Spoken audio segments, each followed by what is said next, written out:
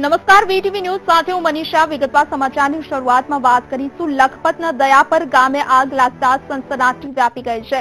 ગામના bus station પાછળ આવેલી 3 દુકાનમાં શોર્ટ સર્કિટના કારણે આગ લાગી હોવાનું મનાય છે. ફાયર વિભાગની ટીમ ઘટનાસ્થળ પર પહોંચી ગઈ છે અને આગ પર કાબુ મેળવવાના પ્રયાસો હાથ ધરવામાં આવ્યા છે. વધુ માહિતી સાથે સંવાદદાતા અલ્પેશ ગોસ્વામી અમારી સાથે ફોનલાઈન પર જોડાઈ ગયા છે.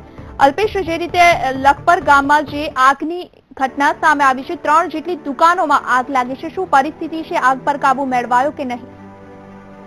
વાત કરવામાં તો દયાપરના બસ સ્ટેશન નજીકના વિસ્તારના ગોડાઉનમાં અચાનક આગ લાગવાની ઘટના બની હતી. જો કે આગ કયા કારણોસર લાગી તે હજી સુધી જાણી શકાયું નથી, પરંતુ પ્રાથમિક તપાસમાં આગ શોર્ટ સર્કિટના લાગી હોવાનું સામે આવ્યું છે અને જોતજોતામાં આગ એટલી વિકરાળ સ્વરૂપ ધારણ કર્યું છે કે અન્ય બાજુની 2 દુકાનો પણ આગ પ્રસરી ચૂકી છે. હાલ 4 જેટલા ફાયર ફાઈટર ઘટના સ્થળે છે અને આગ પર કાબુ મેળવવા માટેના પ્રયાસો હાથ ધર્યા છે.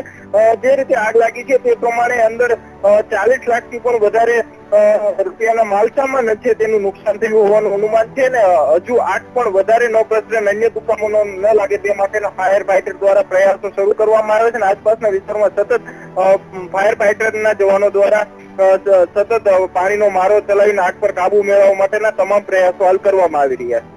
બિલકુલ અલ્પેશ, આપનો આભાર સમગ્ર માહિતી માટે. જે આગ લાગી છે તે વધુ ન ફેલાય તે માટે પણ ફાયર વિભાગ ઘટનાસ્થળ પર પહોંચી ગયો છે. આગ પર કાબુ મેળવવાના પ્રયાસો કરવામાં આવી રહ્યા છે. લાખોના નુકસાનની ભીતિ સેવાઈ રહી છે, પરંતુ જાનહાનિના કોઈ સમાચાર નથી.